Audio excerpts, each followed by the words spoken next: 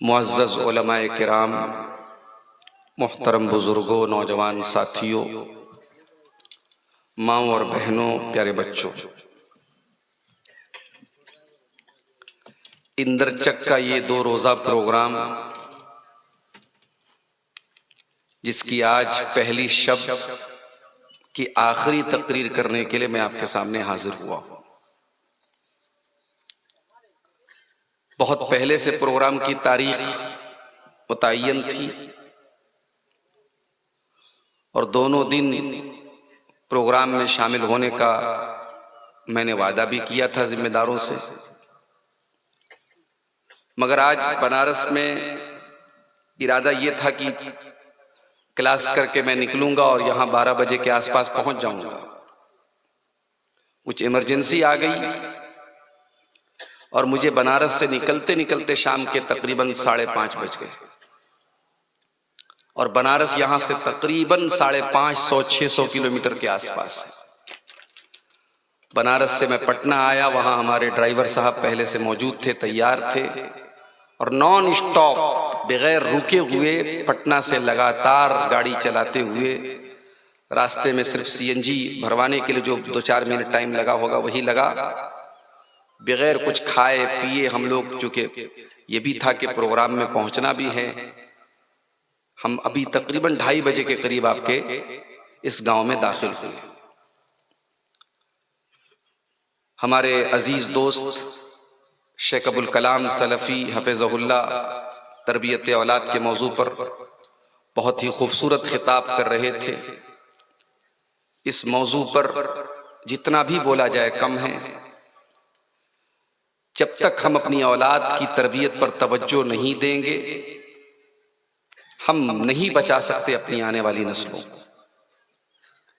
अब वो जमाना नहीं है कि आप मदरसे के बल पे ये तवक्को रख लें कि आपका बच्चा सुधर जाएगा, किताबें पढ़ के सुधर जाएगा, उस्ताद लगा देंगे सुधर जाएगा। नहीं, आपको जागना पड़ेगा।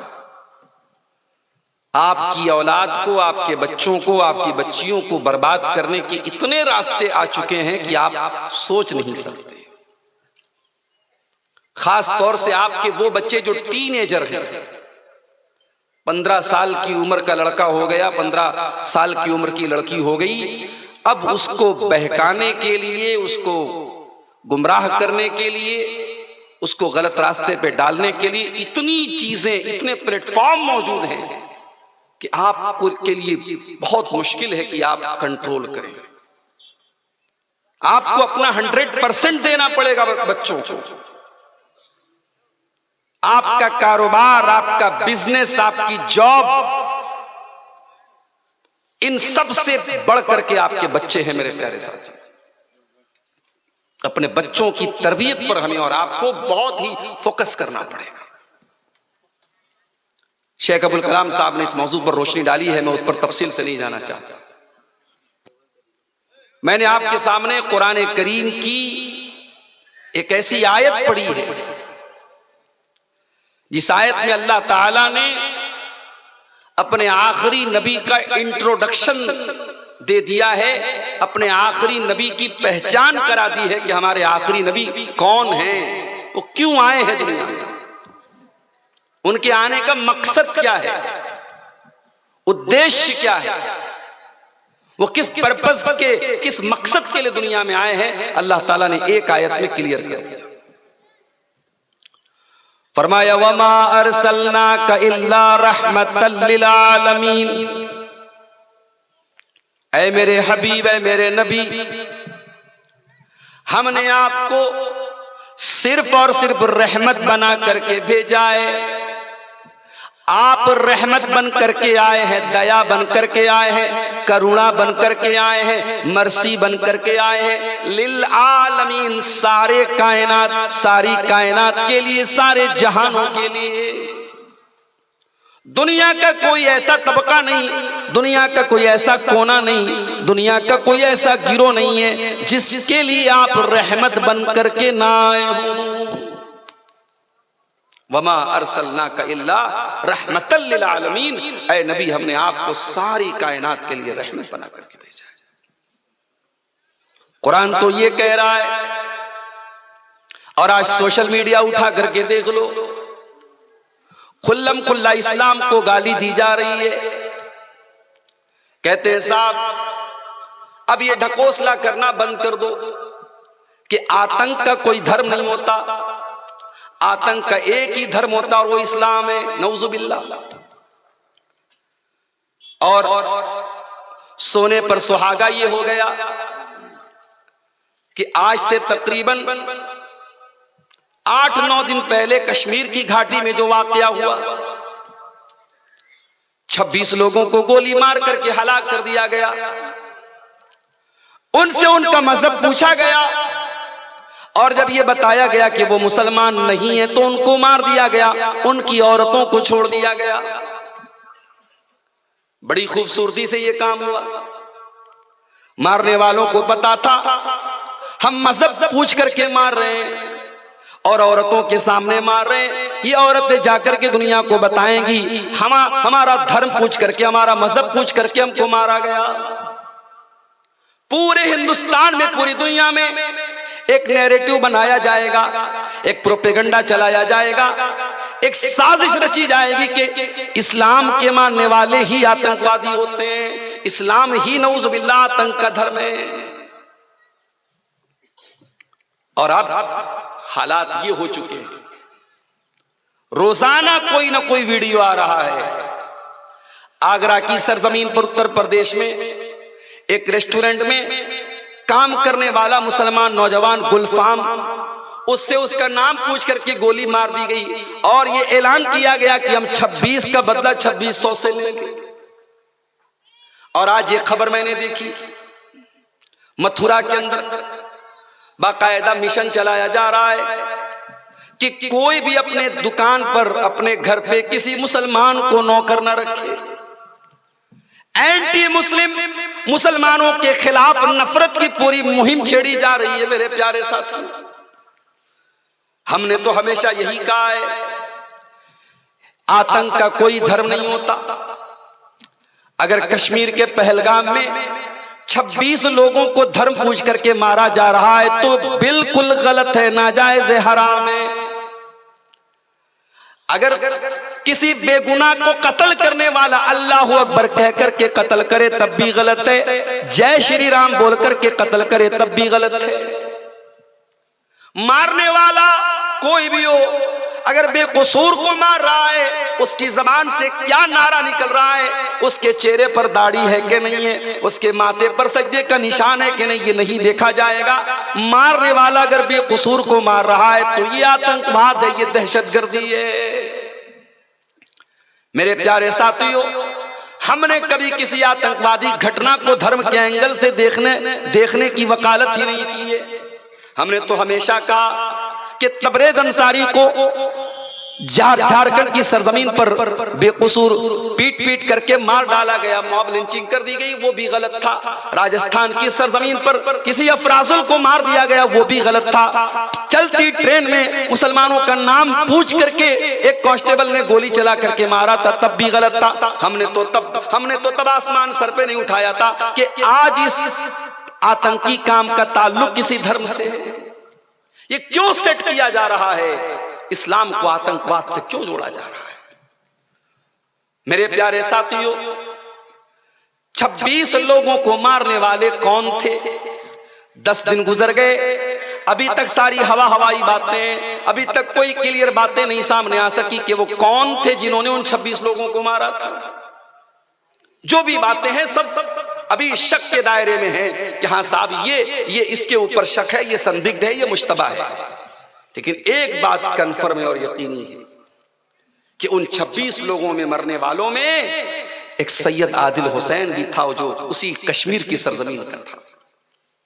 और उसने जब देखा कि ये बेकसूरों को मार रहे हैं, टूरिस्टों को मार रहे हैं, सयाहों को मार रहे हैं, उसने कहा कि इन मासूमों को क्यों मारते हो? उन आतंकवादियों ने उसको भी गोलियों से भून दिया। वो बचाने की कोशिश कर रहा था और इस कोशिश में वो मारा गया। अगर कोई पूछे उन 26 लोगों की हत्या करने वाला मुसलमान था कि नहीं था? हम कहेंगे नहीं, वो मुसलमान नहीं था, मगर हाँ, जिसने एक इंसान जिसने उन 26 लोगों की जान बचाने की कोशिश की थी और इस कोशिश में मारा गया था, वो पक्का मुसलमान था। और ये मेरे नबी की तालीम और ये मेरे दीन की तालीम। ऐ इस्लाम को आतंकवाद से जोड़ने वालों और ये कहने वालों की आतंक का एक ही धर्म होता है, वो इस्लाम होता है। कान खोल करके सुन लो, दवा को सही तरीके से इस्तेमाल ना किया जाए तो जहर बन जाती है। इस्लाम का नाम लेकर के कोई अगर इस्लाम का मिसयूज करे और अपने आप को मुसलमान कह करके गलत काम करे तो इस्लाम इसके लिए कब जिम्मेदार हो जाएगा? अरे इस्लाम तो वो दीन है। अल्लाह कुरान में कहता है, मन कतल नफ्सन बिगैरि नफ्सिन औ फसादिन फिल अर्दि फकअन्नमा कतलन नास जमीआ। एक इंसान की हत्या करने वाला, एक मनुष्य को कत्ल करने वाला पूरी इंसानियत का कातिल है। वमन अहयाहा फकअन्नमा अहयन्नास जमीआ। और एक इंसान को की जिंदगी बचाने वाला पूरी मानवता को बचाने वाला है। इस्लाम कैसे आतंकवाद का धर्म हो सकता है मेरे साथियों? इस्लाम तो वो दीन है। जब आप एक मुसलमान दूसरे मुसलमान से मुलाकात करता है, जो ग्रीटिंग के अल्फाज हैं, जो संबोधन के अल्फाज हैं, जो मिलने के अल्फाज हैं, जरा उस पर गौर कीजिए। दूसरी कौमें बोलती हैं good night, good morning, good evening, good afternoon. कोई कहता है जय श्री राम, कोई कहता है जय सिया राम, कोई कहता है जय श्री कृष्णा। मुसलमान, पूरी दुनिया के मुसलमान जब एक दूसरे से मुलाकात करते हैं क्या बोलते हैं? अस्सलामु अलैकुम व रहमतुल्लाहि व बरकातुहू। कास्ट कोई भी हो, रंग कोई भी हो, भाषा कोई भी हो, कल्चर कोई भी हो, कंट्री कोई भी हो, एक मुसलमान दूसरे मुसलमान से जब भी मिलेगा मुलाकात करने के पहले सलाम करेगा।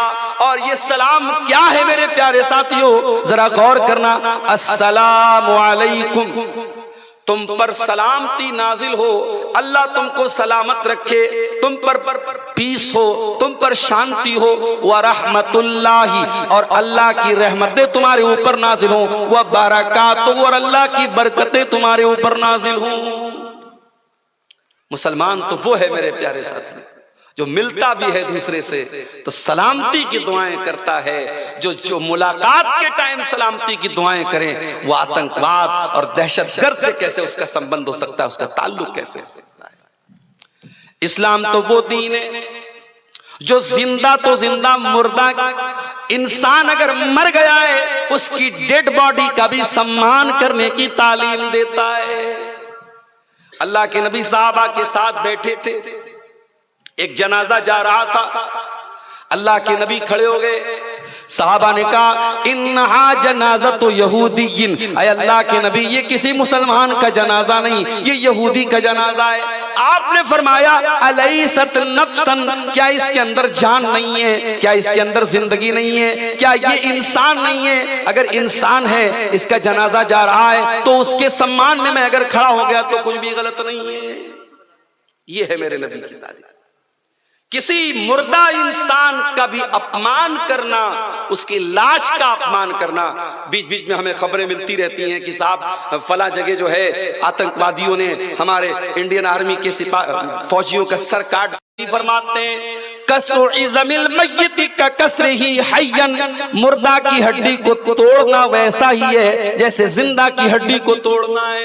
आप कब्रिस्तान में अपने किसी रिश्तेदार की कब्र खोद रहे हैं, अगर दूसरे मुर्दे की हड्डी निकल जाए तो शरीयत कहती है कि पूरे सम्मान के साथ उस हड्डी को भी वहीं दफन कर दिया जाए। उस हड्डी को तोड़ना भी आपके लिए जायज नहीं है।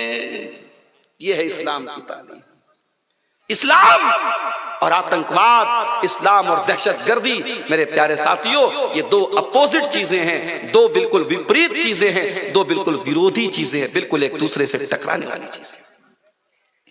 अरे इस्लाम तो वो दीन है, नबी अकरम की मौजूदगी में नजरान के ईसाई अल्लाह के नबी के पास आते हैं, उनका डेलीगेट आता है, उनका वफ्द आता है और अल्लाह के नबी से डिस्कशन करता है, गुफ्तगू करता है। उनकी नमाज का टाइम हो जाता है, वो मस्जिद के बाहर जाने लगते हैं। अल्लाह के नबी ने फरमाया, ऐ ईसाइयों, ये हमारी मस्जिद है, ये हमारी मस्जिद है, आप अपनी नमाज यहाँ पे पढ़ना चाहें, हमें कोई ऑब्जेक्शन नहीं, कोई एतराज नहीं। अल्लाह के नबी की मौजूदगी में उन ईसाइयों ने मस्जिद नबी में अपनी नमाज कायम की।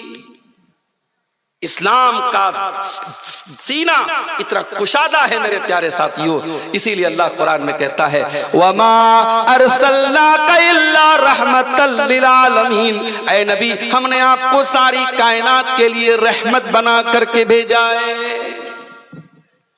अभी शेख अब्दुल कलाम साहब एक बात कर रहे थे, आजकल नौजवानों में इश्क और मोहब्बत का बड़ा नशा चढ़ा हुआ है। मुझे सब खबरें मिलती रहती हैं। अभी आपके इलाके की एक खबर मुझे मिली कि साहब एक लड़की जो बनात में पढ़ती थी, मदरसे में पढ़ने वाली लड़की, जो बाद में स्कूल जाती है और एक गैर मुस्लिम लड़के के साथ उसका अफेयर होता है और आज उस गैर मुस्लिम लड़के के साथ वो भाग करके शादी करती है और पूरे गांव और पूरे इलाके को छोड़ करके कहीं और जाकर के बसी है। और जब घर वालों ने कंप्लेंट की, उसने सामने आकर के कहा कि नहीं, मेरी रजामंदी से निकाह हुआ है, शादी हुई है और मैं अपने इसी गैर मुस्लिम पति के साथ रहूंगी।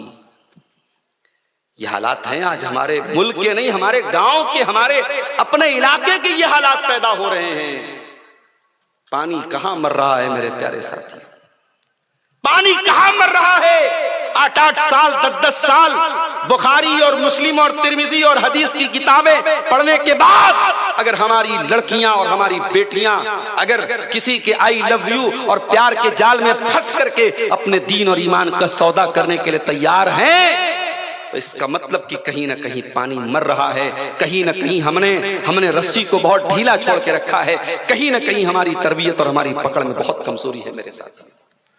माफ करना इंदर चक वालों, माफ करना इस इलाके की सरजमीन के लोगों, सिर्फ रात में साल में जलसे करा लेना और फैमिली के साथ जलसों में आकर के एक मेले ठेले की तरह शामिल हो जाना और रिश्तेदारों के घर में दावत खा लेना, इसको अगर आपने दीन समझ लिया है और दीन का तकाजा समझ लिया है, दैट इज नॉट इनफ, ये काफी नहीं है मेरे प्यारे साथियों।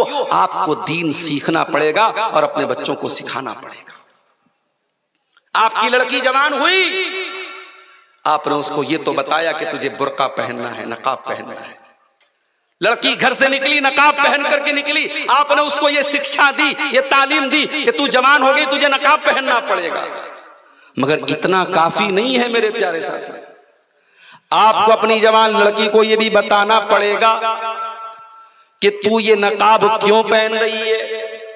दुनिया की करोड़ों औरतें, करोड़ों लड़कियां तो अपने जिस्म की नुमाइश कर रही हैं, नकाब तो बड़ी दूर की बात है, उनके बदन का कोई हिस्सा ऐसा नहीं जिसको दुनिया के मर्द लोग न देखते हो। सोशल मीडिया पर, इंटरनेट पर उसको घूर घूर के देखा न जाता हो। ऐ मुसलमान लड़की, तू अपने घर से पर्दे में क्यों निकल रही है, तू नकाब में क्यों निकल रही है। आप जब अपनी बच्ची को कुरान पढ़ाएंगे, कुरान का तर्जमा पढ़ाएंगे, आपकी बच्ची कुरान की आयत पढ़ेगी, या अय्युहन नबिय्यु कुल लिअज़वाजिका व बनातिका व निसाइल मुमिनीना युदनीना अलैहिन्ना मिन जलाबिबिहिन्ना। ऐ नबी अपनी बेटियों से कह दीजिए, अपनी बीवियों से कह दीजिए, ऐ नबी तमाम मुसलमान औरतों से कह दीजिए, युदनीना अलैहिन्ना मिन जलाबिबिहिन्ना, कि जब वो अपने घर से निकला करें तो अपने ऊपर चादर डाल लें, अपने ऊपर नकाब डाल लें, अपने ऊपर बुर्का डाल लें। ज़ालिका अदना अन युरफ़ना फला युज़ैन, ये पर्दा दुनिया को बता देगा कि हम नकाब पहनने वाली लड़कियां हैं, हम बुर्का पहनने वाली लड़कियां हैं, हम हिजाब करने वाली लड़कियां हैं, हमको कोई छेड़ने की जरूरत न करे, हम इज्जतदार घरों की लड़कियां हैं, हमारी इज्जत के साथ कोई खेलने की कोशिश न करे। अल्लाह की कसम, लाखों लड़कियां अपने अपने महबूबों के साथ सड़कों पे घूमती हैं, आम बात है। मगर जब कोई नकाबपोश लड़की इस तरीके का कोई बेहुदा काम करती हुई नजर आती है तो दिल दुखता है मेरे प्यारे साथियों, दिल में तकलीफ होती है कि ये नकाब पहन करके ये काम कर रही है। इसलिए अपनी बहनों से कहना चाहूंगा, जब तुम घर से नकाब में निकला करो, चाहे तुम स्कूल जाती हो, कॉलेज जाती हो, बनात में पढ़ती हो, कहीं भी जाती हो, ऐ मुसलमान लड़कियों, जब तुम नकाब में निकला करो, जब तुम पर्दे में निकला करो, तो अपने नकाब को सिर्फ एक कपड़ा न समझना, उसको सिर्फ एक ड्रेस न समझना, वो तुम्हारे इस्लाम को पेश करता है। जब एक लड़की नकाब पहन करके निकलती है, दुनिया उसका नाम नहीं जानती, उसका नाम आयशा है, उसका नाम हफ्सा है, उसका नाम खदीजा है, उसका नाम सफिया है, दुनिया नहीं जानती। हाँ, दुनिया ये जानती है ये नकाब पहन करके आई है तो इसका मतलब मुसलमान लड़की है। ऐ नकाब पहनने वालियों, जब तुम कोई गलत काम करती हो, जब तुम कोई बेहुदा काम करती हो, जब तुम कोई नामुनासिब काम करती हो, दुनिया कहती है मुसलमान होकर के ऐसा काम करती है। ऐ मुसलमान बहनों, अपने नकाब की लाज रख लिया करना, अपने पर्दे की लाज रख लिया करना। अपनी बच्चियों को सिखाओ कि पर्दा इसलिए तुझे कराया जाता है कि मेरे नबी की तालीम है, औरत जवान हो गई, लड़की जवान हो गई तो उसके जिस्म को, उसके शरीर को किसी और को देखने की इजाजत नहीं है। और अगर दुनिया को यह लगता है कि साहब ये बड़ी पाबंदी है, बड़ी रिस्ट्रिक्शन है, बेंगलोर के एक आलिम दीन फ्लाइट में बैठे तो देखा कि फ्लाइट की जो पायलट है वो औरत है, लेडीज औरत है, लेडी है, लड़की चला रही है हवाई जहाज। तो बेंगलोर के आलिम दीन थे मौलाना अब्दुल कदीर उमरी साहब, उनके साथ दूसरे अहले हदीस आलिम थे मौलाना अब्दुल अजीम उमरी मदनी साहब। तो मौलाना अब्दुल कदीर उमरी ने पूछा मौलाना अब्दुल अजीम साहब से कि मौलाना, लड़की पायलट है, हवाई जहाज चलाने वाली औरत है, कहीं ऐसा तो नहीं कि वाकई में हम अपनी औरतों पर अत्याचार कर रहे हैं? कहीं ऐसा तो नहीं कि अपनी औरतों को हम दुनिया की तालीम में आगे नहीं बढ़ने दे रहे, हमारी औरतें पायलट नहीं बन रही हैं? कहीं ऐसा तो नहीं कि वाकई में हम अत्याचार कर रहे हैं अपनी औरतों के ऊपर? तो मौलाना अब्दुल अजीज मदनी ने बड़ा प्यारा जवाब दिया, कहा कि शेख मोहतरम, ये लड़की अगर पायलट नहीं बनेगी तो इसकी जगह कोई दूसरा मर्द बन जाएगा। ये पायलट बनी है, जरूरी नहीं था कि ये पायलट बनती, अगर ये ना बनती तो दूसरा कोई मर्द बन जाता, इसकी कमी को कोई मर्द पूरा कर सकता है। लेकिन अगर ये औरत पायलट बन गई और इसने मां का हक अदा नहीं किया, इसने अपने शौहर के साथ बीवी का हक अदा नहीं किया, दुनिया का कोई मर्द इसकी जगह नहीं ले सकता। माँ का काम माँ को ही करना है, बेटी का काम बेटी को ही करना है, बहन का काम बहन को ही करना है, बीवी का काम बीवी को ही करना है। औरत पायलट बन जाए, औरत हवाओं में उड़ने लगे, मगर औरत का जो असल काम है वो मर्द कभी नहीं कर सकता। मौलाना ने कहा यही इस्लाम है जो ये कहता है कि औरत पहले अपना ओरिजिनल काम करे, जो उसकी ओरिजिनल ड्यूटी है, जो औरत का असल काम है, जिस काम का कोई अल्टरनेट नहीं है। आज दुनिया में मेरी प्यारी माँ और बहनों, आज औरत से सिर्फ उसके सर की चादर नहीं छीनी जा रही है, आज बच्चों से माँ का प्यार छीना जा रहा है। बॉलीवुड की बड़ी बड़ी हीरोइनें साहब, वो दिन रात अपने बदन की नुमाइश कर रही हैं, इधर जिम जा रही है, उधर एक्सरसाइज कर रही हैं, उधर अपनी फिटनेस का जो है वो दिखावा कर रही हैं, और उनके बच्चों को कौन पाल रहा है? बेबी केयर, बेबी टेकर, किसी को तनख्वाह पे रखा है उन्होंने, वो बेबी टेकर और बेबी केयर करने वाला वो उनके बच्चों को पाल रहा है। माफ करना मेरी प्यारी माँ और बहनों, बॉलीवुड की उन करोड़पति हीरोइनों से हमारे गांव की वो गरीब औरत अच्छी है, जो अपने बच्चे को अपना दूध पिलाती है, जो अपने बच्चे को अपना टाइम देती है, जो अपने बच्चे के गीले बिस्तर पे खुद सो जाती है। वो माँ उस करोड़पति और अरबपति बॉलीवुड की हीरोइन से बेहतर है। जो काम वो माँ कर सकती है वो दुनिया का कोई इंसान नहीं कर सकता। इमाम अहमद इब्न हंबल रहमतुल्लाह अलैह खुद फरमाते हैं, मैं बहुत छोटा सा था, मेरे बाप का इंतकाल हो गया था, मैं यतीम हो गया था, मेरी माँ ने मुझको अकेले पाला था, मेरी माँ ने मुझको कुरान का हाफिज बनाया, मेरी माँ ने मुझको पूरा कुरान सिखाया। ओ इंदर चक वालो, जाओ जरा जायजा लेकर के बताओ कितने घरों में माएँ अपने बच्चों को कुरान पढ़ाती हैं। मदरसे ने पढ़ा दिया तो कौन सा कमाल हो गया, असातिज़ा ने पढ़ा दिया तो कौन सा कमाल हो गया। अरे कमाल तो ये है जब माँ कुरान की हाफिजा हो और माँ अपने बच्चों को कुरान याद करा दे। अहमद इब्न हंबल कहते हैं, मेरी माँ ने मुझको कुरान का हाफिज बनाया।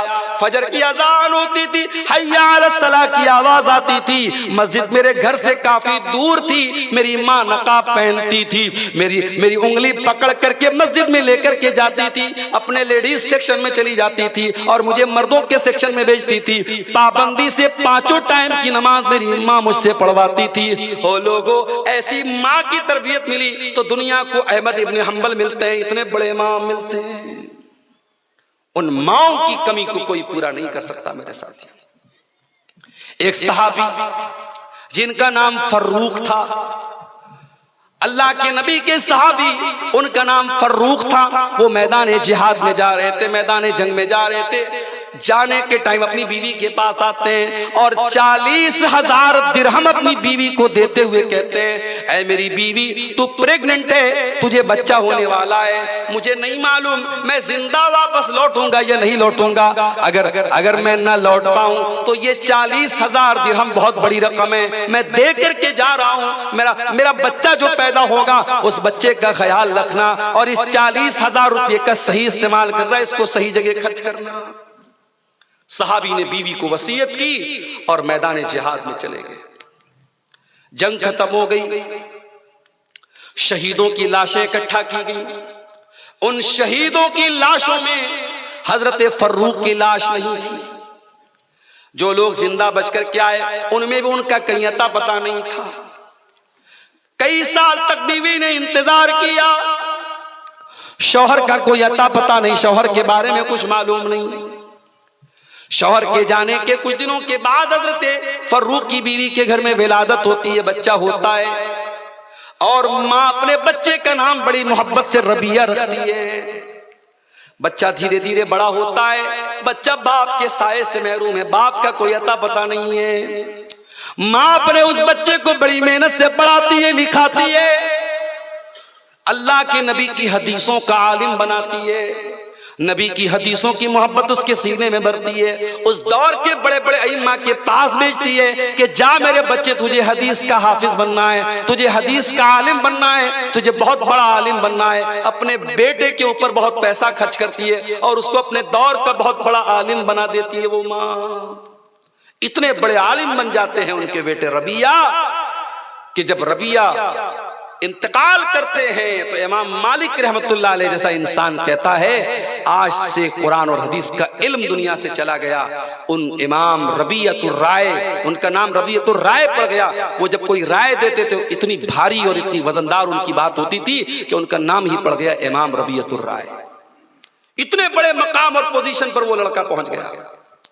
जब वो लड़का जवान हुआ, उसके बाद हजरत फर्रुख रजी अल्लाह ताला अन्हु जो अभी इंतकाल नहीं जिनका हुआ था, जो अभी जिंदा थे, लापता हो गए थे, वो किसी तरीके से दुश्मन के पास चले गए थे। जान बचा करके कई सालों के बाद जब वापस मदीना आए, मदीना आने के बाद अपने घर आए, घर का दरवाजा खटखटाया, दरवाजा एक जवान इंसान ने खोला। हजरत फर्रुख अपने घर में दाखिल होने लगे। जवान लड़के ने पूछा, कहां जा रहे हैं आप? कहा, ये मेरा घर है, अपने घर में जा रहा हूं।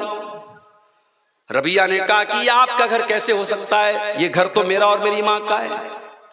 अभी बाप बेटे में ये बातें चल रही थी, अंदर से मां ने अपने शौहर की आवाज को सुन लिया।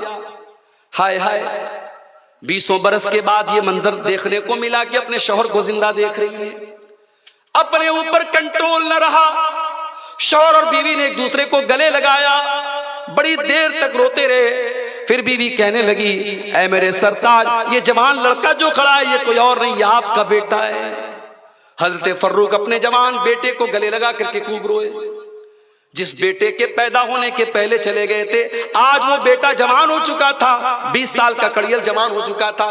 बाप बेटे बड़ी देर तक गले में लग करके रोते रहे। रात हुई, हजरत फर्रुख ने खाना खाया, मियां बीवी बिस्तर पे सोए।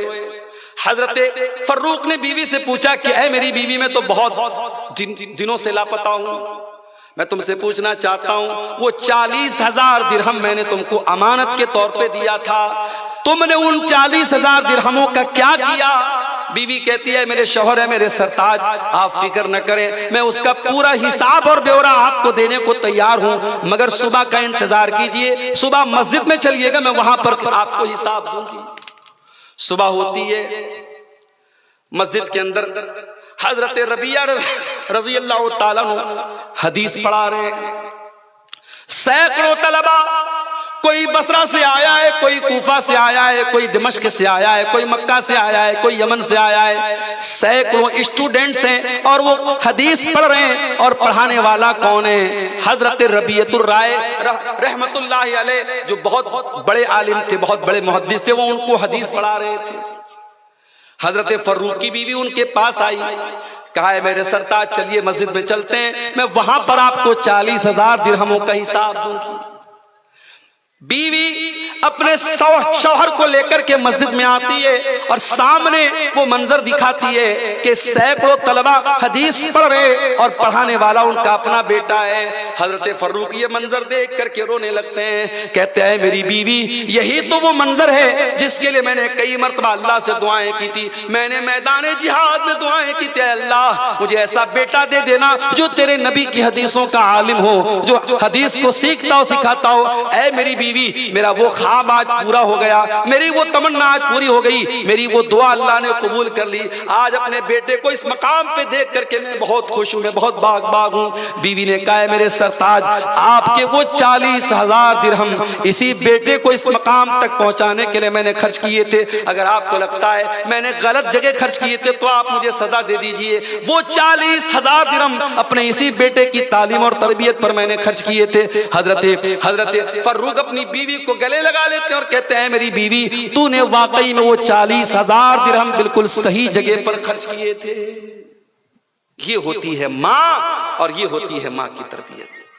मेरे प्यारे साथियों, हमारे नबी रहमत बन करके आए हैं और हमारे नबी ने माँ को माँ का दर्जा दिया है, बेटी को बेटी का दर्जा दिया है, बहन को बहन का दर्जा दिया है। ऐ मुसलमान लड़कियों, अगर आपको ये लगता है इस्लाम ने आपको बहुत पाबंदियों में जकड़ दिया है, जरा 1400 साल पहले का इतिहास पढ़ के देख लेना कि 1400 साल पहले इस्लाम के आने के पहले और जनाबे मोहम्मद रसूलुल्लाह सल्लल्लाहु अलैहि वसल्लम के आने के पहले, मैं ये तो नहीं कह सकता इस्लाम के आने के पहले, ये अल्फाज भी मेरे ख्याल से मुनासिब नहीं है, इसलिए कि बहुत सारे लोग ये समझते हैं कि इस्लाम सिर्फ 1400 साल पुराना मजहब है। इस्लाम तो आदम अलैहिस्सलाम के जमाने से लेकर आज तक जो अल्लाह का दीन है वो इस्लाम ही है। सारे नबियों का दीन इस्लाम है। हाँ, इस्लाम के अलग अलग एडिशन आए, इस्लाम के अलग अलग संस्करण आए। नूह अलैहिस्सलाम भी यही दीन लेकर के आए, इब्राहिम भी यही दीन लेकर के आए, मूसा भी यही दीन लेकर के आए, ईसा भी यही दीन लेकर के आए। शरीयतें अलग अलग थी, इबादत के तरीके अलग अलग थे, मगर मूल शिक्षाएं, बुनियादी तालीम एकेश्वरवाद, एक अल्लाह की इबादत करो, एक ईश्वर उपासना के लायक है, एक अल्लाह इबादत के लायक है। सारे नबियों की यही तालीम थी और यही इस्लाम था। इसलिए हमारे बहुत सारे हिंदू भाई जो ये समझते हैं कि साहब इस्लाम 1400 साल पुराना मजहब है, वो अपने इस गलत फहमी को दूर कर लें। इस्लाम कोई 1400 साल पुराना मजहब नहीं है। आप सनातन की बात करते हैं और कहते साहब हमेशा से सनातन रहा है, तो याद रखिए सनातन क्या है, असल दीन क्या है, असल धर्म क्या है। जो हमारे बाप आदम, जो मनु, जिनके ऊपर हमें मनुष्य कहा जाता है, जिनकी औलाद को मनुष्य कहा जाता है, मनु कौन थे, आदम कौन थे? कुरान कहता आदम भी एक अल्लाह की तौहीद वाले थे और आदम से भी जब गलती हुई है उन्होंने अल्लाह के आगे हाथ उठाया था और दुआ की थी, रब्बना ज़लमना अनफुसना व इल्लम तगफिर लना व तरहमना लनकूनन्न मिनल खासिरीन। ऐ परवरदिगार, हमने अपनी जान पर जुल्म किया है और अगर तूने नहीं बख्शा और तूने रहम न किया तो हम खसारा उठाने वालों में से हो जाएंगे। आदम भी इस्लाम को फॉलो करते थे और जनाब मोहम्मद रसूलुल्लाह सल्लल्लाहु अलैहि वसल्लम भी इस्लाम को लेकर के आए थे। इस्लाम को जिस जन्नत के दरख्त के करीब जाने से अल्लाह ने मना किया था, और ऐसा भी नहीं कि उस दरख्त को खाने के बगैर आदम अलैहिस्सलाम का कोई नुकसान था, आराम से जन्नत में रह रहे थे। अल्लाह ने जन्नत में हर किस्म की नेमतें उनको दे रखी थी और ये भी फरमाया था कि ऐ आदम, जन्नत में तुम्हें अल्लाह ताला ऐसी नेमतें देगा, ला तजू फीहा वला तारा, न तो जन्नत में तुम्हें भूख का एहसास होगा, न तुम कभी तुम्हारे बदन से कपड़े उतरेंगे, न तुम्हें कभी भूख का एहसास होगा, न कभी तुम्हारे बदन से कपड़े उतरेंगे, और न तुम्हें कभी प्यास लगेगी, न कभी गर्मी लगेगी। तमाम किस्म की नेमतें तुमको जन्नत में मिल रही हैं, बस एक दरख्त है, पेड़ है, तुम उसके करीब नहीं जाते। आदम अलैहिस्सलाम शैतान के बहकावे में आ गए, हमारे बाप आदम भी आ गए, हमारी माँ हव्वा भी आ गई, और दोनों से गलती हो गई। कुरान कहता है जब दोनों से गलती हो गई और उन्होंने जन्नत के उस दरख्त को खा लिया जिसके करीब जाने से अल्लाह ने मना किया था, फबदत लहुमा सौआतुहुमा, तो सबसे पहला नुकसान ये हुआ कि दोनों नंगे हो गए। गुनाह का सबसे पहला नुकसान ये हुआ कि दोनों के बदन से कपड़े उतर गए, दोनों के बदन से कपड़े उतर गए, दोनों नंगे हो गए। नुकसान देखो गुनाह का। हमारे बाप आदम, हमारी माँ हव्वा जन्नत में है और बदन से कपड़े उतर गए। कुरान कहता है फतफिका यक्सिफानी अलैहिमा मिन वरक़िल जन्नह, दोनों जन्नत के पत्तों से अपनी शर्मगाह को ढांपने लगे, यानी नंगा रहना ना आदम को गवारा ना हव्वा को गवारा। नंगा रहना ये आदम और हव्वा की औलाद की फितरत नहीं है, शैतान की पिल्लों की फितरत है। ये आदम की फितरत नहीं, ये हव्वा की फितरत है, जिन्हें नंगे रहने में मजा आता है। जो सोशल मीडिया पर अपनी नंगी तस्वीरें डालते हैं, ये डालती हैं, अल्लाह की कसम उनके अंदर इस्लाम छोड़ दो, ईमान छोड़ो, इंसानियत भी नहीं है। अगर आदम की सच्ची औलाद होते, अगर वाकई में आदम के तरीके पर होते और हव्वा के तरीके पर होते, तो नंगेपन को कभी पसंद न करते। आदम और हव्वा दोनों जैसे ही बदन से कपड़े उतरे, दोनों अपनी शर्मगाह को ढांपने लगे। अल्लाह ने फरमाया अलम अनहुकुमा अन तिलकुमा शजरा, ऐ आदम ऐ हव्वा, क्या मैंने तुमको मना नहीं किया था कि उस पेड़ के करीब न जाना, वरना तुम शैतान के साथी बन जाओगे, शैतान के दोस्त बन जाओगे। दोनों को अपनी गलती का एहसास हुआ, दोनों ने अल्लाह से दुआ की, रब्बना ज़लमना अनफुसना व इल्लम तगफिर लना व तरहमना लनकूनन्न मिनल खासिरीन। परवरदिगार, हमसे गलती हो गई, हमने अपनी जान पे जुल्म कर दिया। क्या दुआ है, क्या, अरे ये नबियों की दुआएं जो कुरान में आई हैं, कभी मौका मिले तो इन दुआओं पर गौर करो कि नबियों ने कितने प्यारे अंदाज में दुआ मांगी। हम और आप तौबा करते हैं, क्या कहते हैं, अल्लाह गलती हो गई माफ कर। आदम ने कैसे तौबा की, रब्बना ज़लमना अनफुसना, ऐ अल्लाह हम दोनों ने ये गलती करके किसी और का नुकसान नहीं किया, हमने अपना नुकसान किया है। रब्बना ज़लमना अनफुसना व इल्लम तगफिर लना व तरहमना लनकूनन्न मिनल खासिरीन। ऐ अल्लाह, अगर तूने नहीं बख्शा और तूने रहम न किया तो हमसे ज्यादा खसारा उठाने वाला कोई न होगा। ये तरीका आदम का था, तौबा करना, अल्लाह से माफी मांगना, अपने गुनाह पर शर्मिंदा होना। अल्लाह ने आदम की तौबा कबूल की। और शैतान का क्या तरीका था, अल्लाह ने हुक्म दिया है फरिश्तों तुम आदम को सजदा करो।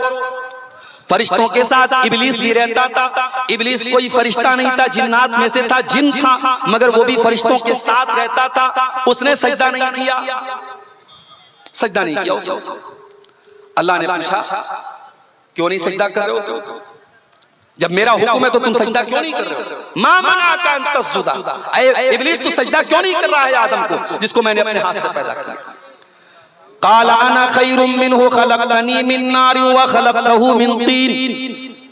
इब्लीस ने माफी नहीं मांगी, शर्मिंदा नहीं हुआ, तौबा नहीं की, दलील देने लगा, कहा कि ऐ अल्लाह मैं आदम से बेहतर हूँ, मैं बेहतर हूँ आदम से। तूने मुझे आग से पैदा किया और आदम को मिट्टी से पैदा किया, मैं उसको सजदा क्यों करूं।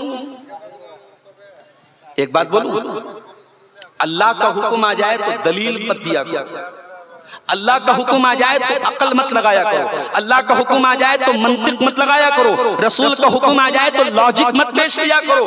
अल्लाह और उसके रसूल तुम्हारी लॉजिक के मोहताज नहीं है।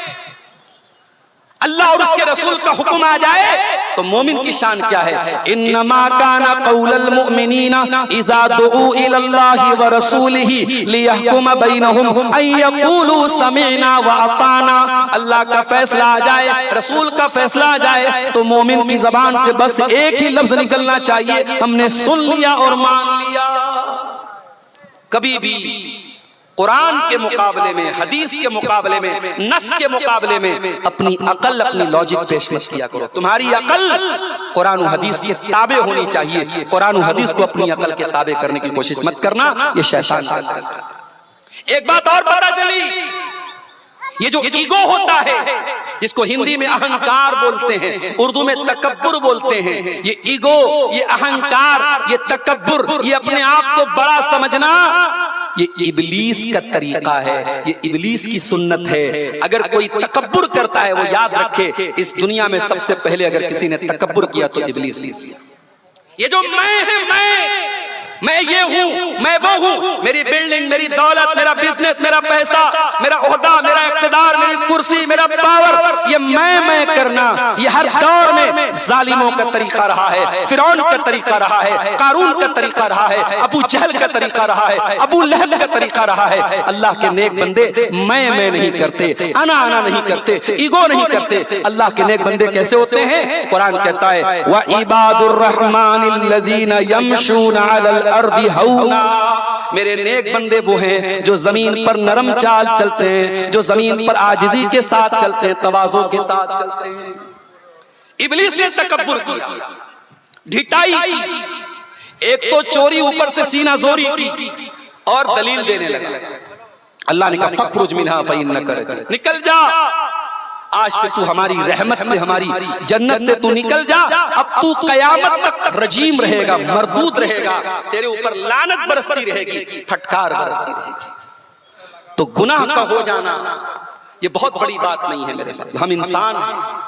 गुनाह का हो जाना ये उतनी खतरनाक बात नहीं। गुनाह के बाद इंसान के दिल में तौबा का ख्याल ना आए, इंसान शर्मिंदा ना हो, ये खतरनाक बात है। इसीलिए कुरान हमें बार बार गुनाहों के साइड इफेक्ट बताता है, गुनाहों का नुकसान बताता है। मेरे प्यारे साथियों, कुरान कहता है वमन आरज़ा अन ज़िक्री फ़इन्न लहू मईशतन ज़न्का व नहशुरुहु यौमल क़ियामति आमा, जो हमारी शरीयत से मुंह मोड़ता है, जो हमारे जिक्र से एराज करता है, जो गुनाहों की दुनिया आबाद करता है, जो मेरी नाफरमानी करता है, मेरी शरीयत को भूल जाता है, फ़इन्न लहू मईशतन ज़न्का, हम उसकी जिंदगी को बेसुकून वाली जिंदगी बना देते हैं। उसकी जिंदगी में चैन नहीं होता, उसकी जिंदगी में सुकून नहीं होता। व नहशुरुहु यौमल क़ियामति आमा, और क़यामत के दिन हम उसे अंधा बना करके उठाएंगे। दुनिया में उसने कभी चश्मा न लगाया हो, कभी उसकी आंख में कोई प्रॉब्लम हुई हो ना हुई हो, लेकिन कयामत के दिन हम उसे अंधा बना करके उठाएंगे। क़ाल रब्बि लिमा हशरतनी आमा वक़द कुन्तु बसीरा, वो बंदा कहेगा अय अल्लाह मैं तो अच्छा भला दुनिया में देखा करता था, अय अल्लाह आज के दिन में अंधा कैसे बन गया, मेरी आंखें कहाँ चली गई, मेरी बसारत कहाँ चली गई। अल्लाह फरमाएगा क़ाल कज़ालिका अततका आयातुना फ़नसीतहा व कज़ालिकल यौम तुनसा, मेरे बंदे मेरी आयतें तेरे सामने पढ़ी जाती थी, मेरा कुरान तेरे सामने पढ़ा जाता था, तू उनको देखता भी नहीं था, तू भुला देता था, तूने हमारी आयतों को भुला दिया, हमने तुझको भुला दिया। गुनाह का नुकसान देखो मेरे साथ, गुनाह करने वाला कयामत के दिन भी जलील होगा और दुनिया में भी जलील होगा, क्योंकि इज्जत का मालिक कौन है? अल्लाह है। मन कान युरीदुल इज्जत फलिल्लाहिल इज्जतु जमीआ, ऐ इज्जत तलाश करने वालों, दुनिया वाले तुमको इज्जत नहीं दे पाएंगे जब तक इज्जत का मालिक तुमको इज्जत नहीं देगा। मन कान युरीदुल इज्जत, जिसको इज्जत चाहिए, फलिल्लाहिल इज्जतु जमीआ, तमाम किस्म की इज्जत का मालिक अल्लाह है। अल्लाह ने अपने नबी को दुआ सिखाई कुरान में, कुलिल्लाहुम्मा मालिकल मुल्की तूतिल मुल्का मन तशा व तंज़िउल मुल्का मिम्मन तशा व तुइज़्ज़ु मन तशा व तुज़िल्लु मन तशा।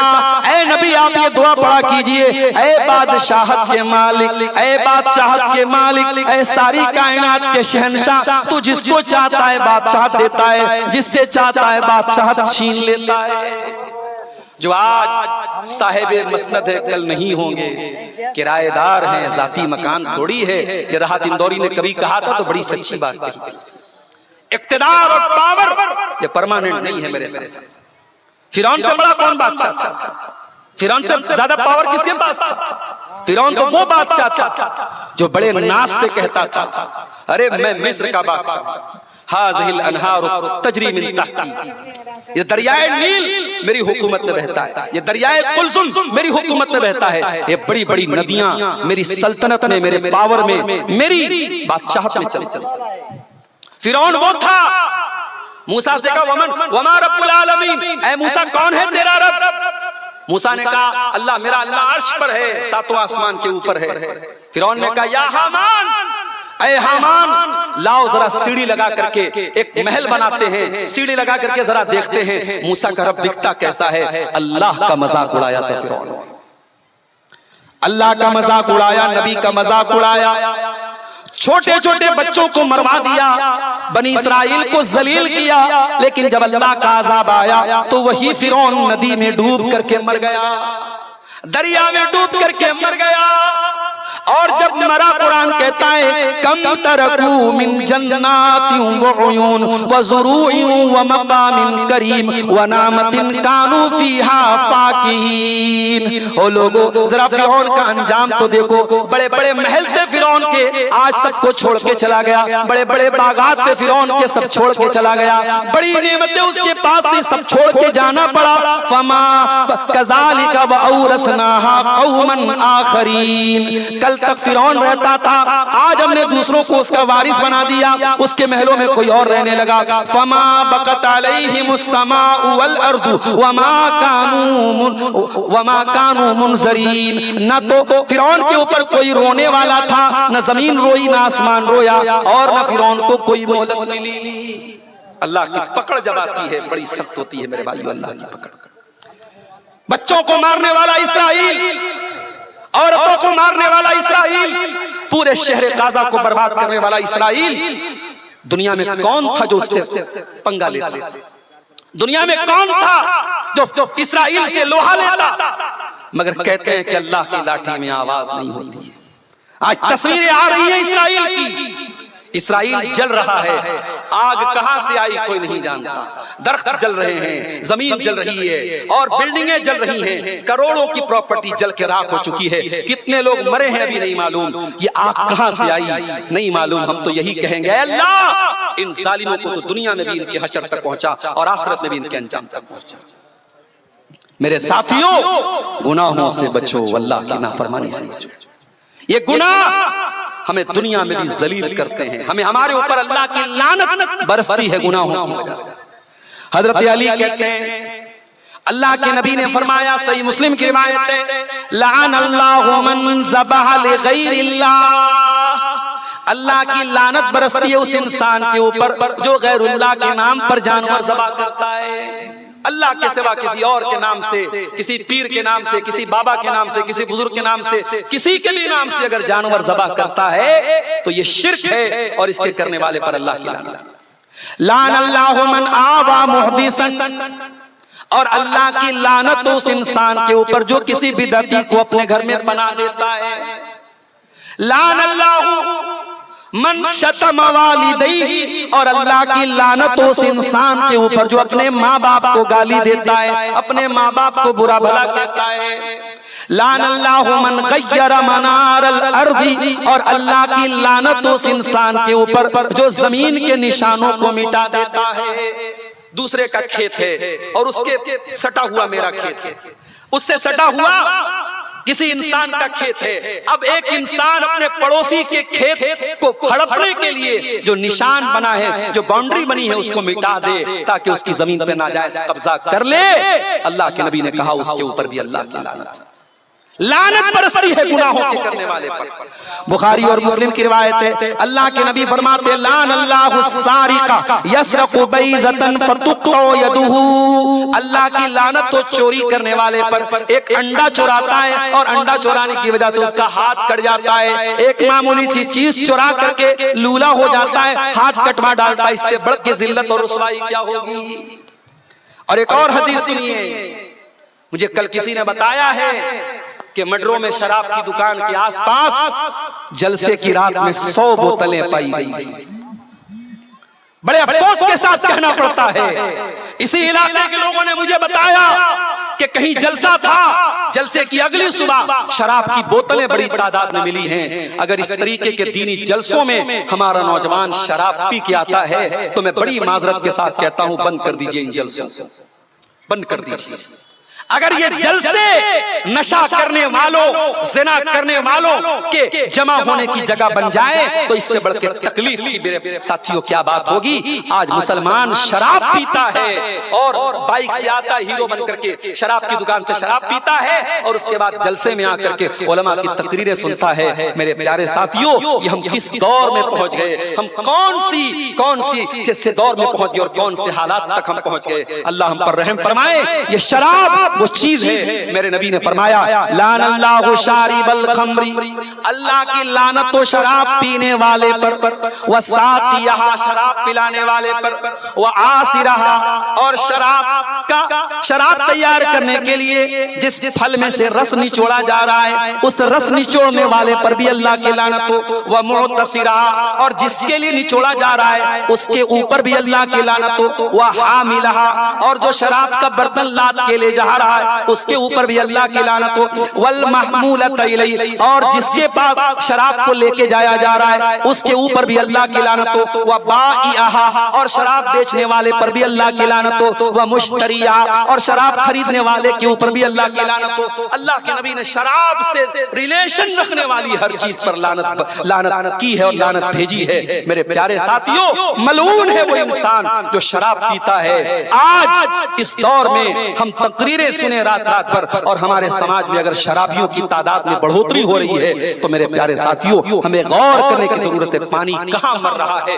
कमी कहां हो रही है, कोताही कहां हो रही है, ये क्यों गुनाहों का बाजार दिन ब दिन बढ़ रहा है, ये गुनाह क्यों नहीं कम हो रहे हैं। मेरे प्यारे साथियों, गुनाहों से लानत बरसती है अल्लाह ताला। गुनाहों का एक नुकसान और होता है, गुनाह करने से अल्लाह ताला इल्म दीन को छीन लेता है। अभी मैं मोबाइल पर देख रहा था, इमाम अबू हनीफा का एक वाकया लिखने वालों ने लिखा, इज़ा उश्किलत अलैहि मसअलतुन। इमाम अबू हनीफा बहुत बड़े आलिम थे। एक बार रोड पे एक चक्कर मारी गवा इमाम अबू हनीफा बहुत बड़े आलिम थे।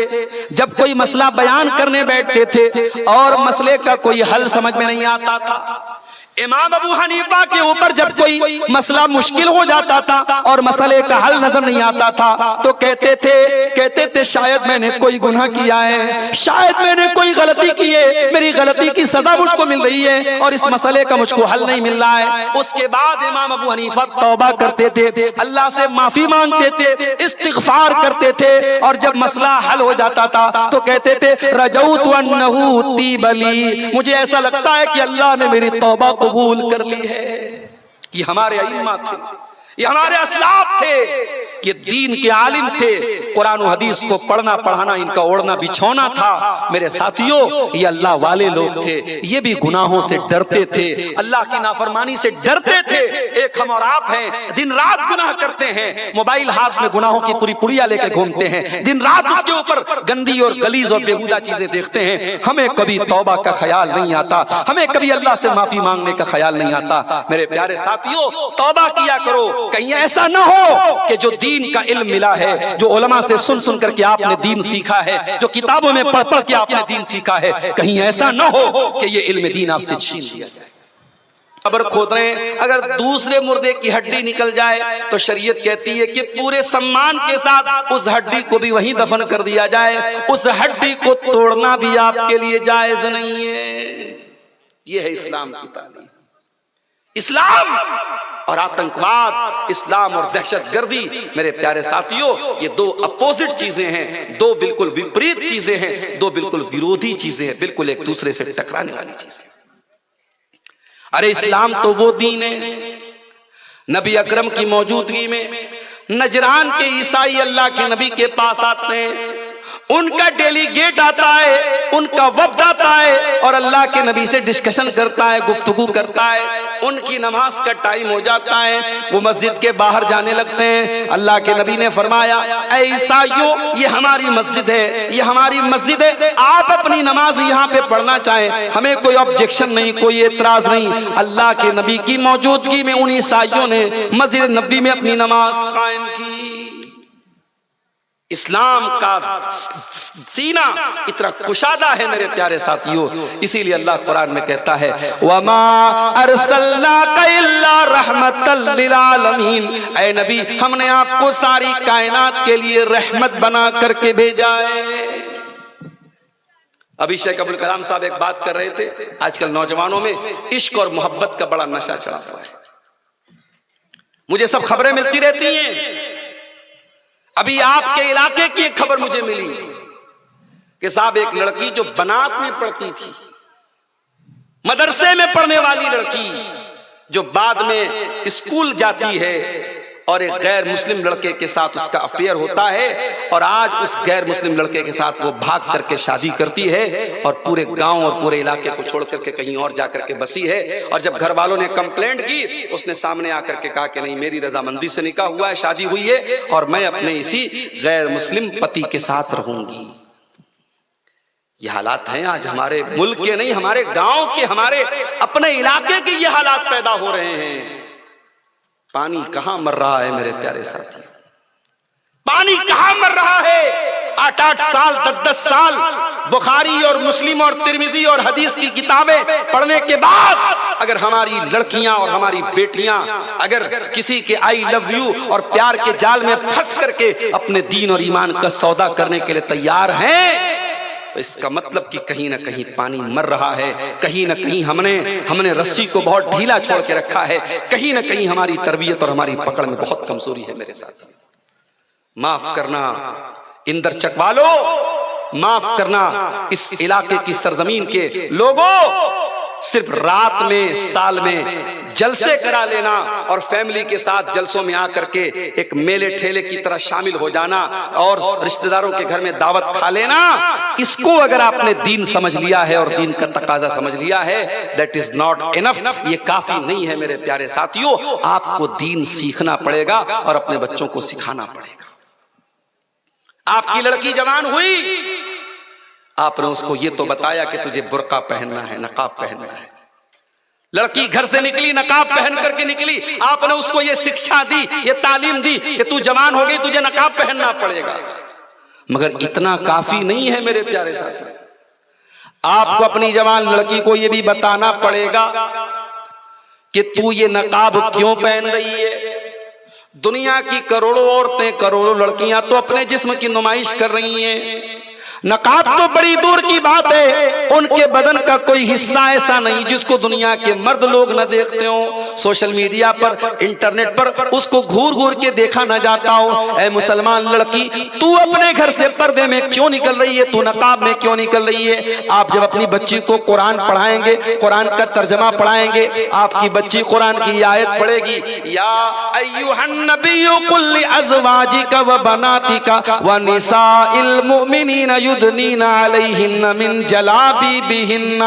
ऐ नबी अपनी बेटियों से कह दीजिए, अपनी बीवियों से कह दीजिए, ऐ नबी तमाम मुसलमान औरतों से कह दीजिए, युदनीना अलैहिन्ना मिन जलाबिबिहिन्ना, कि जब वो अपने घर से निकला करें तो अपने ऊपर चादर डाल लें, अपने ऊपर नकाब डाल लें, अपने ऊपर बुर्का डाल लें। ज़ालिका अदना अन युरफ़ना फला युज़ैन, ये पर्दा दुनिया को बता देगा कि हम नकाब पहनने वाली लड़कियां हैं, हम बुर्का पहनने वाली लड़कियां हैं, हम हिजाब करने वाली लड़कियां हैं, हमको कोई छेड़ने की जरूरत न करे, हम इज्जतदार घरों की लड़कियां हैं, हमारी इज्जत के साथ कोई खेलने की कोशिश न करे।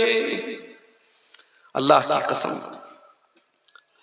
लाखों लड़कियां अपने अपने महबूबों के साथ सड़कों पे घूमती हैं, आम बात है। मगर जब कोई नकाबपोश लड़की इस तरीके का कोई बेहुदा काम करती हुई नजर आती है तो दिल दुखता है मेरे प्यारे साथियों, दिल में तकलीफ होती है कि ये नकाब पहन करके ये काम कर रही है। इसलिए अपनी बहनों से कहना चाहूंगा, जब तुम घर से नकाब में निकला करो चाहे तुम स्कूल जाती हो, कॉलेज जाती हो, बनात में पढ़ती हो, कहीं भी जाती हो, ऐ मुसलमान लड़कियों, जब तुम नकाब में निकला करो, जब तुम पर्दे में निकला करो, तो अपने नकाब को सिर्फ एक कपड़ा न समझना, उसको सिर्फ एक ड्रेस न समझना, वो तुम्हारे इस्लाम को पेश करता है। जब एक लड़की नकाब पहन करके निकलती है, दुनिया उसका नाम नहीं जानती, उसका नाम आयशा है, उसका नाम हफ्सा है, उसका नाम खदीजा है, उसका नाम सफिया है, दुनिया नहीं जानती। हाँ, दुनिया ये जानती है ये नकाब पहन करके आई है तो इसका मतलब मुसलमान लड़की है। ऐ नकाब पहनने वालियों, जब तुम कोई गलत काम करती हो, जब तुम कोई बेहुदा काम करती हो, जब तुम कोई नामुनासिब काम करती हो, दुनिया कहती है मुसलमान होकर के ऐसा काम करती है। ऐ मुसलमान बहनों, अपने नकाब की लाज रख लिया करना, अपने पर्दे की लाज रख लिया करना। अपनी बच्चियों को सिखाओ कि पर्दा इसलिए तुझे कराया जाता है कि मेरे नबी की तालीम है, औरत जवान हो गई, लड़की जवान हो गई तो उसके जिस्म को, उसके शरीर को किसी और को देखने की इजाजत नहीं है। और अगर दुनिया को यह लगता है कि साहब ये बड़ी पाबंदी है, बड़ी रिस्ट्रिक्शन है, बेंगलोर के एक आलिम दीन फ्लाइट में बैठे तो देखा कि फ्लाइट की जो पायलट है वो औरत है, लेडीज औरत है, लेडी है, लड़की चला रही है हवाई जहाज। तो बेंगलोर के आलिम दीन थे मौलाना अब्दुल कदीर उमरी साहब, उनके साथ दूसरे अहले हदीस आलिम थे मौलाना अब्दुल अजीम उमरी मदनी साहब। तो मौलाना अब्दुल कदीर उमरी ने पूछा मौलाना अब्दुल अजीम साहब से कि मौलाना, लड़की पायलट है, हवाई जहाज चलाने वाली औरत है, कहीं ऐसा तो नहीं कि वाकई में हम अपनी औरतों पर अत्याचार कर रहे हैं? कहीं ऐसा तो नहीं कि अपनी औरतों को हम दुनिया की तालीम में आगे नहीं बढ़ने दे रहे, हमारी औरतें पायलट नहीं बन रही हैं? कहीं ऐसा तो नहीं कि वाकई में हम अत्याचार कर रहे हैं अपनी औरतों के ऊपर? तो मौलाना अब्दुल अजीज मदनी ने बड़ा प्यारा जवाब दिया, कहा कि शेख मोहतरम, ये लड़की अगर पायलट नहीं बनेगी तो इसकी जगह कोई दूसरा मर्द बन जाएगा। ये पायलट बनी है, जरूरी नहीं था कि ये पायलट बनती, अगर ये ना बनती तो दूसरा कोई मर्द बन जाता, इसकी कमी को कोई मर्द पूरा कर सकता है। लेकिन अगर ये औरत पायलट बन गई और इसने मां का हक अदा नहीं किया, इसने अपने शौहर के साथ बीवी का हक अदा नहीं किया, दुनिया का कोई मर्द इसकी जगह नहीं ले सकता। माँ का काम माँ को ही करना है, बेटी का काम बेटी को ही करना है, बहन का काम बहन को ही करना है, बीवी का काम बीवी को ही करना है। औरत पायलट बन जाए, औरत हवाओं में उड़ने लगे, मगर औरत का जो असल काम है वो मर्द कभी नहीं कर सकता।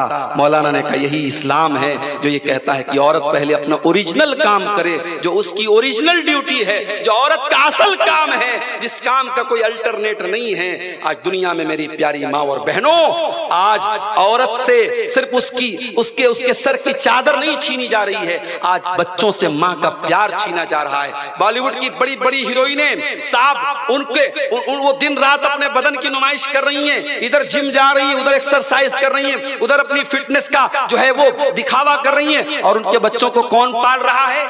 बेबी केयर, बेबी टेकर, किसी को तनख्वाह पे रखा है उन्होंने, वो बेबी टेकर और बेबी केयर करने वाला वो उनके बच्चों को पाल रहा है। माफ करना मेरी प्यारी माँ और बहनों, बॉलीवुड की उन करोड़पति हीरोइनों से हमारे गांव की वो गरीब औरत अच्छी है, जो अपने बच्चे को अपना दूध पिलाती है, जो अपने बच्चे को अपना टाइम देती है, जो अपने बच्चे के गीले बिस्तर पे खुद सो जाती है। वो माँ उस करोड़पति और अरबपति बॉलीवुड की हीरोइन से बेहतर है। जो काम वो माँ कर सकती है वो दुनिया का कोई इंसान नहीं कर सकता। इमाम अहमद इब्न हंबल रहमतुल्लाह अलैह खुद फरमाते हैं, मैं बहुत छोटा सा था, मेरे बाप का इंतकाल हो गया था, मैं यतीम हो गया था, मेरी माँ ने मुझको अकेले पाला था, मेरी माँ ने मुझको कुरान का हाफिज बनाया, मेरी माँ ने मुझको पूरा कुरान सिखाया। ओ इंदरचक वालों, जाओ जरा जायजा लेकर के बताओ कितने घरों में माएँ अपने बच्चों को कुरान पढ़ाती हैं। मदरसे ने पढ़ा दिया तो कौन सा कमाल हो गया, असातिज़ा ने पढ़ा दिया तो कौन सा कमाल हो गया। अरे कमाल तो ये है जब माँ कुरान की हाफिजा हो और माँ अपने बच्चों को कुरान याद करा दे।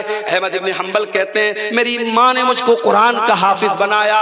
फजर की अजान होती थी, हय्या अलस सलाह की आवाज आती थी। मस्जिद मेरे घर से काफी दूर थी। मेरी माँ नकाब पहनती थी, मेरी उंगली पकड़ करके मस्जिद में लेकर के जाती थी, अपने लेडीज सेक्शन में चली जाती थी और मुझे मर्दों के सेक्शन में भेजती थी। पाबंदी से 5 टाइम की नमाज मेरी माँ मुझसे पढ़वाती थी।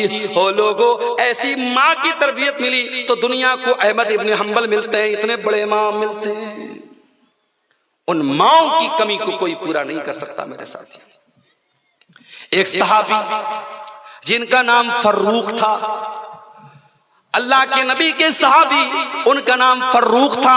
वो मैदान जिहाद में जा रहे थे, मैदान जंग में जा रहे थे। जाने के टाइम अपनी बीवी के पास आते हैं और 40,000 दिरहम अपनी बीवी को देते हुए कहते हैं, ऐ मेरी बीवी, तू प्रेग्नेंट है, तुझे बच्चा होने वाला है। मुझे नहीं मालूम मैं जिंदा वापस लौटूंगा या नहीं लौटूंगा। अगर मैं ना लौट पाऊं तो ये 40,000 दिरहम बहुत बड़ी रकम है, मैं दे करके जा रहा हूं। मेरा बच्चा जो पैदा होगा उस बच्चे का ख्याल रखना और इस 40,000 रुपये का सही इस्तेमाल करना, इसको सही जगह खर्च करना। सहाबी ने बीवी को वसीयत की और मैदान जिहाद में चले गए। जंग खत्म हो गई, शहीदों की लाशें इकट्ठा की गई। उन शहीदों की लाशों में हजरत फर्रुख की लाश नहीं थी। जो लोग जिंदा बचकर के आए उनमें भी उनका कहीं अता पता नहीं था। कई साल तक बीवी ने इंतजार किया, शौहर का कोई अता पता नहीं, शौहर के बारे में कुछ मालूम नहीं। शौहर के जाने के कुछ दिनों के बाद हजरत फर्रुख की बीवी के घर में विलादत होती है, बच्चा होता है और माँ अपने बच्चे का नाम बड़ी मोहब्बत से रबिया रखती है। बच्चा धीरे धीरे बड़ा होता है, बच्चा बाप के साए से महरूम है, बाप का कोई अता पता नहीं है। माँ अपने उस बच्चे को बड़ी मेहनत से पढ़ाती है, लिखाती है, अल्लाह के नबी की हदीसों का आलिम बनाती है, नबी की हदीसों की मोहब्बत उसके सीने में भरती है। उस दौर के बड़े बड़े अइम्मा के पास भेजती है कि जा मेरे बच्चे, तुझे हदीस का हाफिज बनना है, तुझे हदीस का आलिम बनना है, तुझे बहुत बड़ा आलिम बनना है। अपने बेटे के ऊपर बहुत पैसा खर्च करती है और उसको अपने दौर का बहुत बड़ा आलिम बना देती है। वो माँ इतने बड़े आलिम बन जाते हैं उनके बेटे रबिया कि जब रबिया इंतकाल करते हैं तो इमाम मालिक रहमतुल्लाह अलैह जैसा इंसान कहता है, आज से कुरान और हदीस का इल्म दुनिया से चला गया। उन इमाम रबियतुर राय, उनका नाम रबियतुर राय पड़ गया। वो जब कोई राय देते थे इतनी भारी और इतनी वजनदार उनकी बात होती थी कि उनका नाम ही पड़ गया इमाम रबियतुर राय। इतने बड़े मकाम और पोजीशन पर वो लड़का पहुंच गया। जब वो लड़का जवान हुआ, उसके बाद हजरत फर्रुख रजी अल्लाह ताला अन्हु जो अभी इंतकाल नहीं जिनका हुआ था, जो अभी जिंदा थे, लापता हो गए थे, वो किसी तरीके से दुश्मन के पास चले गए थे। जान बचा करके कई सालों के बाद जब वापस मदीना आए, मदीना आने के बाद अपने घर आए, घर का दरवाजा खटखटाया, दरवाजा एक जवान इंसान ने खोला। हजरत फर्रुख अपने घर में दाखिल होने लगे।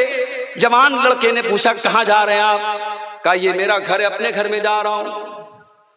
रबिया ने कहा कि आपका घर कैसे हो सकता है, ये घर तो मेरा और मेरी मां का है। अभी बाप बेटे में ये बातें चल रही थी, अंदर से मां ने अपने शौहर की आवाज को सुन लिया। हाय हाय, 20 बरस के बाद ये मंजर देखने को मिला कि अपने शौहर को जिंदा देख रही है। अपने ऊपर कंट्रोल न रहा, शौहर और बीवी ने एक दूसरे को गले लगाया, बड़ी देर तक रोते रहे। फिर बीवी कहने लगी, ऐ मेरे सरताज, ये जवान लड़का जो खड़ा है ये कोई और नहीं, ये आपका बेटा है।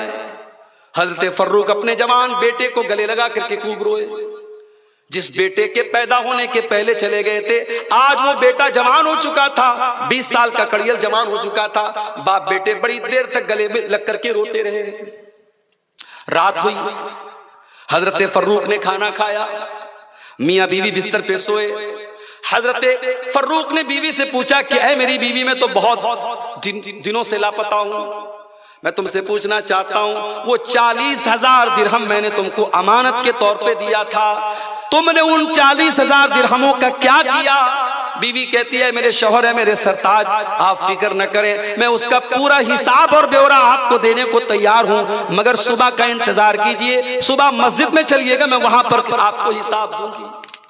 सुबह होती है, मस्जिद के अंदर हजरत रबिया रज़ी अल्लाह ताला अन्हु हदीस पढ़ा रहे हैं।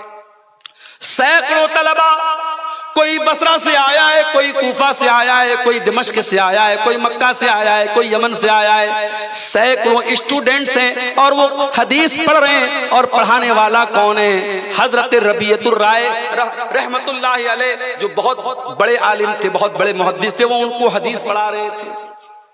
हजरत फर्रुख की बीवी उनके पास आई, कहा है मेरे सरताज चलिए मस्जिद में चलते हैं, मैं वहां पर आपको 40,000 दिरहमों का हिसाब दूंगी।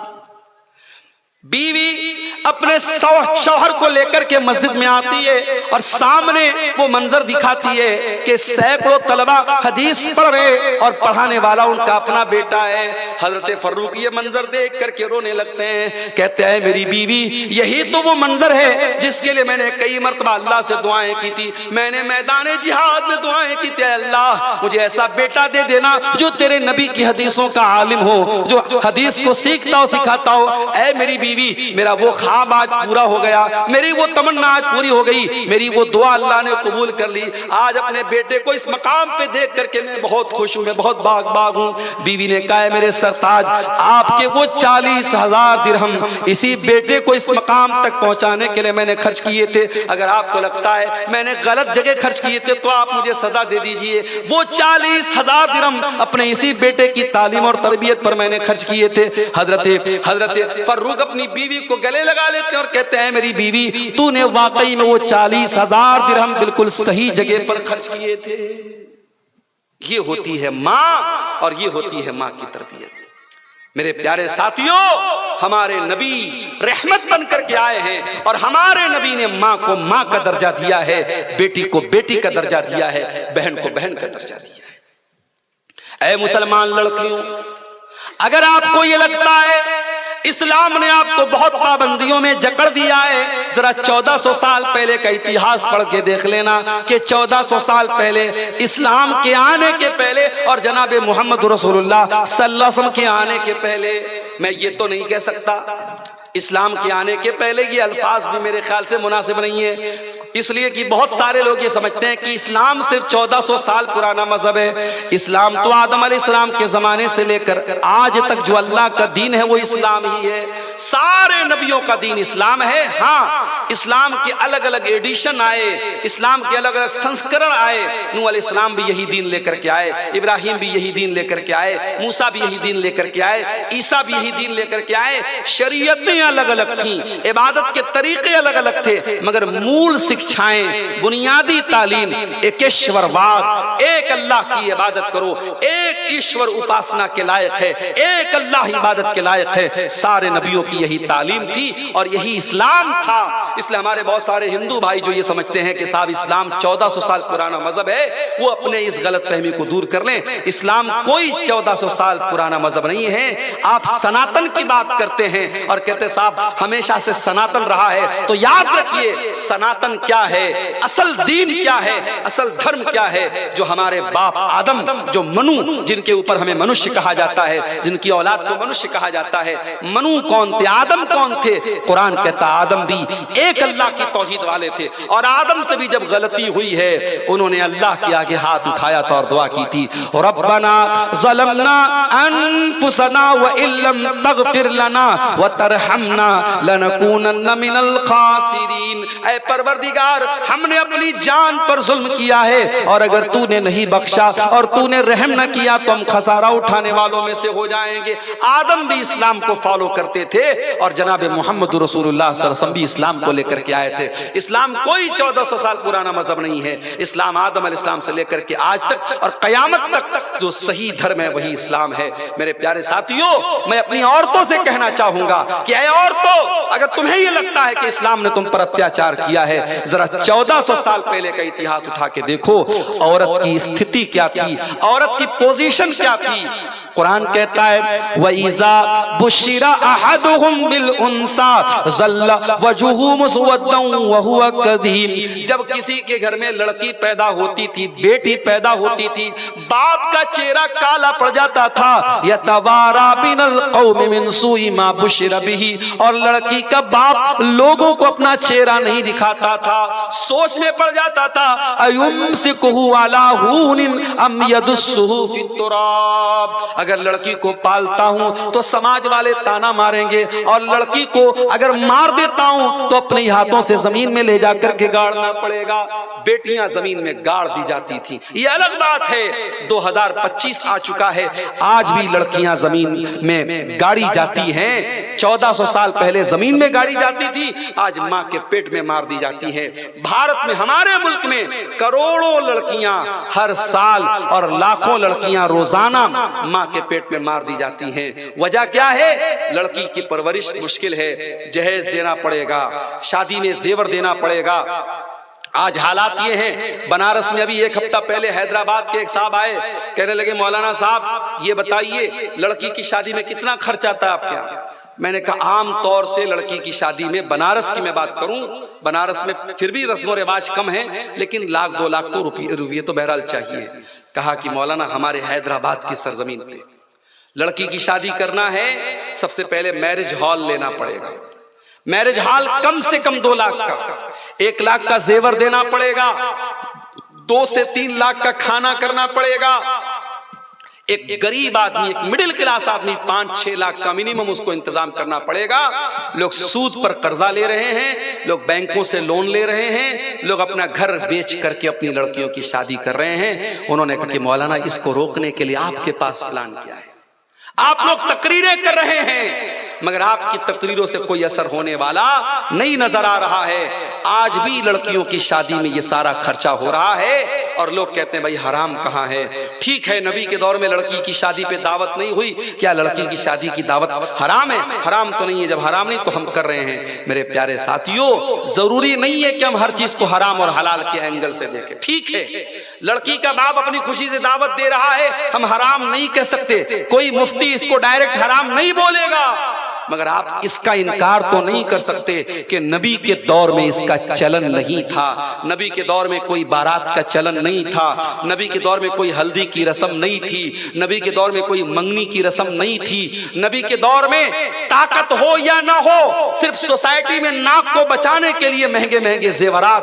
आज सोने का दाम आप देखिए लाख के करीब चल रहा है, और लड़की चाहे गरीब की हो चाहे अमीर की हो, इतना जेवर हमें देना पड़ेगा। ये क्यों आपने अपने ऊपर एक बोझ डाल के रखा है मेरे प्यारे साथियों? और अफसोस तो तब होता है जब इन गरीब लड़कियों के घर में शादी करने वाला लड़का, जो खुद भी बहुत गरीब होता है, उसका बाप मूंछों पे ताव दे के कहता है कि साहब हम 50 लोगों से, 100 लोगों से, 200 लोगों से बारात लेके आएंगे। उसे मालूम है लड़की का बाप बड़ी मुश्किल से रिक्शा चलाता है, ताली चलाता है, मजदूरी करता है, बड़ी मुश्किल से पेट भरता है, उसको मालूम है लड़की के घर वालों की हैसियत। उसके बावजूद वो मूंछों पे ताव देके कहता है हमारे 100 बाराती आएंगे, उनका अच्छा नाश्ते पानी का इंतजाम कर देना, उनको खिला देना। ये बेगैरती क्यों हो रही है मेरे प्यारे साथियों? और आज लड़की के बाप को ज़कात मांगनी पड़ रही है। मैं गरीब आदमी हूं, मुझे लड़की की शादी करना है, वो लोगों के सामने हाथ फैला करके भीख मांगता है, तब उसकी लड़की की शादी होती है। और ये मसला सिर्फ झारखंड का नहीं है, सिर्फ साहिबगंज का नहीं है, सिर्फ गोड्डा का नहीं है, ये पूरे देश का, पूरे मुल्क का मसला बना हुआ है। कहीं कम है, कहीं ज्यादा है। मेरे प्यारे साथियों, ये वो चीजें हैं जिसने लड़की की पैदाइश को मुश्किल बना दिया है। अच्छे अच्छे दीनदार घरों में भी हम देखते हैं, लड़का पैदा हुआ तो खुशी नजर आती है, लड़की पैदा हुई तो उदासी नजर आती है। नहीं मेरे प्यारे साथियों, मेरे नबी ने जो रहमतल लिल आलमीन थे, मेरे नबी रहमत बन करके आए, मेरे नबी ने कभी लड़की की पैदाइश पर उदासी का हुक्म नहीं दिया। आपने तो यहां तक फरमाया मन आला जारियतैन हत्ता तबलुगा जा यौमल क़ियामत अना व हुवा कहातैन, आपने अपनी दोनों उंगलियों से इशारा करके फरमाया, दो लड़कियों को पालने वाला, दो लड़कियों का बाप क़यामत के दिन इस हाल में आएगा। जिस तरीके से ये दोनों उंगलियां एक दूसरे से मिली हुई हैं, वो अपने नबी के साथ क़यामत के दिन आएगा।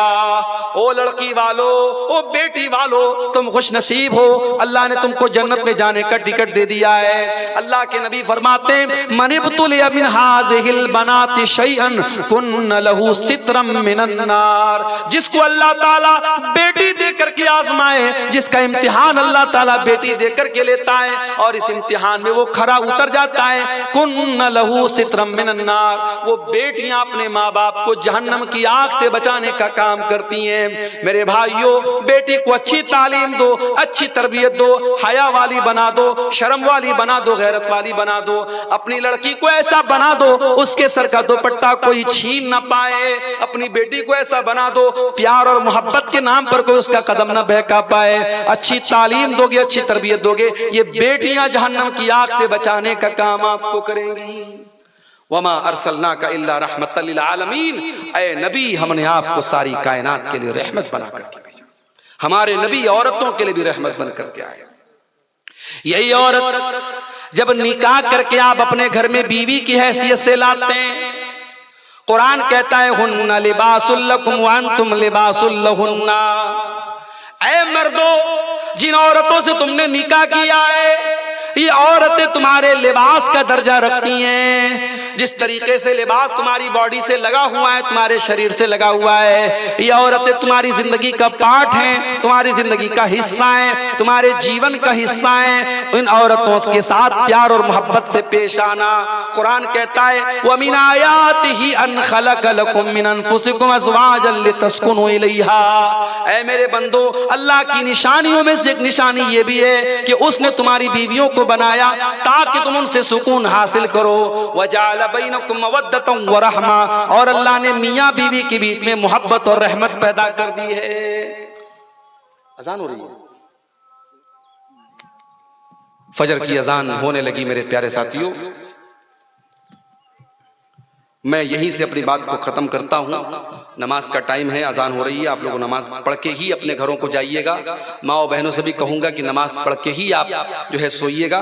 ये 2-3 सवाल आए हैं, मुख्तसर में जवाब सुन लीजिए। किसी का शौहर इंतकाल कर जाता है तो शौहर और बीवी के रिश्तेदार उस शौहर की जो बीवी है उसको नया कपड़ा देते हैं, तो क्या ये कुरान और हदीस की रोशनी में सही है या नहीं? बिल्कुल ये गलत है। ये रस्म है जिसको लोगों ने बनाया है। और फिर वही बात आती है, इस तरीके की रस्में समाज में जब चलने लगती हैं तो फिर वो जरूरी बन जाती हैं, समाज का हिस्सा बन जाती हैं। उसको जो है वो कंपलसरी लोग समझने लगते हैं। इसलिए इस तरीके की रस्मों से बचिए। चाहे शादी का मसला हो, चाहे मैयत का मसला हो, जो चीजें कुरान हदीस से साबित नहीं है उसको आप शरीयत का दर्जा मत दीजिए। अल्लाह ताला हमें नेक अमल, अच्छी समझ की तौफीक अता फरमाए। रब्बुल आलमीन हमें दीन पर चलने वाला बनाए। जिस तरीके से आज का प्रोग्राम आप लोगों ने सुकून के साथ, सब्र के साथ सुना है, आने वाली रात में भी हमें सब्र और सुकून के साथ अल्लाह प्रोग्राम में शामिल होने, उलमा के बयानात को सुनने और अमल करने की तौफीक अता फरमाए। आमीन व आखिर दावाना अनिल हम्दुलिल्लाहि रब्बिल आलमीन। वस्सलामु अलैकुम व रहमतुल्लाहि व बरकातुहू।